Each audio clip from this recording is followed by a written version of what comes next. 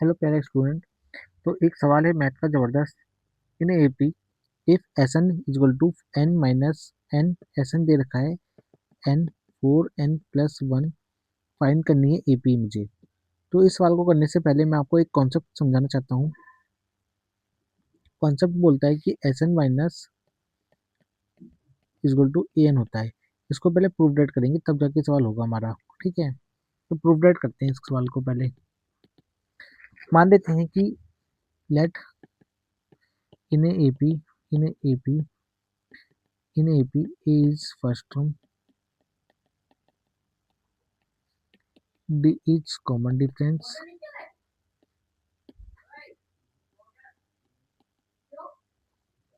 and n is the term,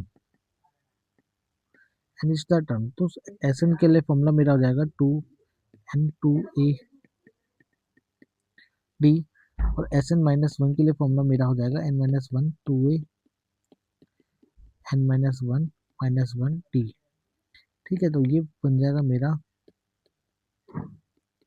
n-2d। As per जो मेरा पास given है उसको मैं रख लेता हूँ।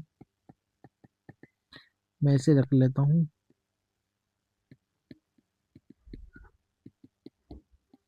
ये मुझसे बोल रहा है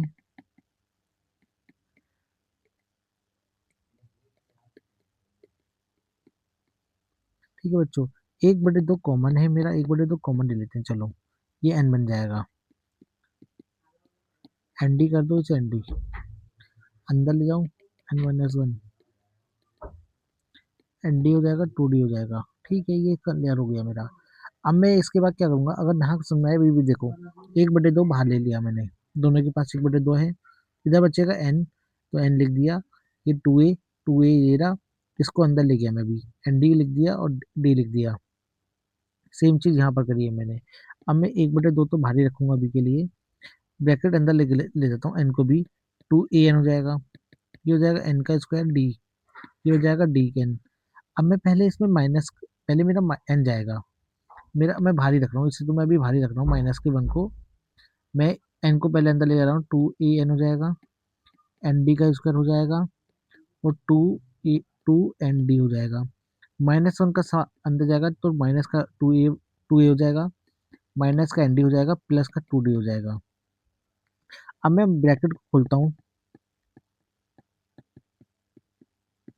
ब्रैकेट को खोलूंगा तो 2an हो जाएगा, माइनस का एन स्क्वायर डी हो जाएगा, एन डी हो जाएगा, 2n डी, प्लस का 2a हो जाएगा, प्लस का एन डी हो जाएगा, और माइनस का 2d हो जाएगा। ठीक है, इतना सवाल देखते हैं, जो सॉल्व हो सकता है उसे सॉल्व करते हैं।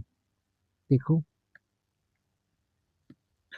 2an ये ना कट जाएगा ना, पूरा काट दो ना, फिर क्या दिक्कत है, काट कट रहा है तो काट दो। एन डी है, प्लस का एन डी है, कट जाएगा।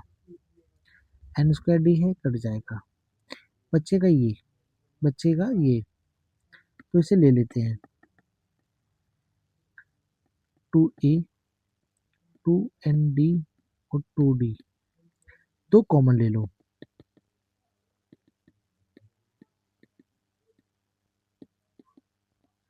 इससे डी, दो से दो गया,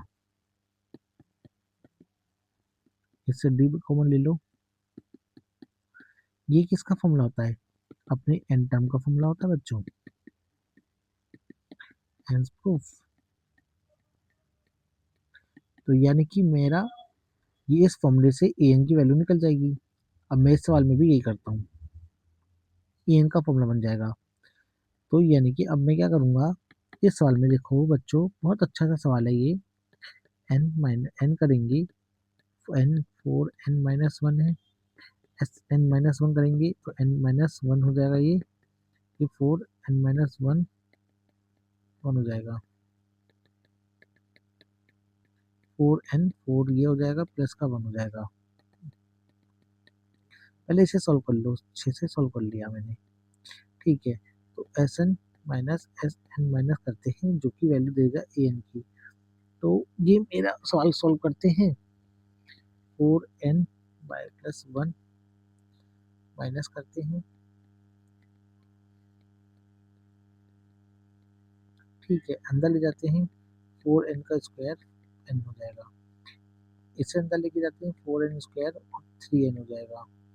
माइनस का 4n हो जाएगा, प्लस का 3 हो जाएगा। 4n square minus n, minus करते हैं 4n स्क्वायर प्लस का 3n हो जाएगा।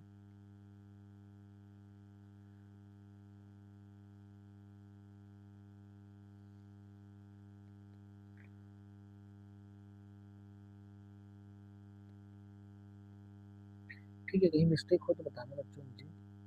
4n से 4n स्क्वायर कट जाएगा, ये n की वैल्यू तो जुड़ जाएंगी सारी की सारी, 8n हो जाएगा और ये -3। तो ये मेरा en का फॉर्मूला आ गया। मुझसे बोला था एपी निकालो। एपी निकालने के लिए मैं क्या करूंगा, ये सिर्फ इसी फॉर्म में रखूंगा। पहले आ गई वैल्यू 5, दूसरी वैल्यू कितनी आएगी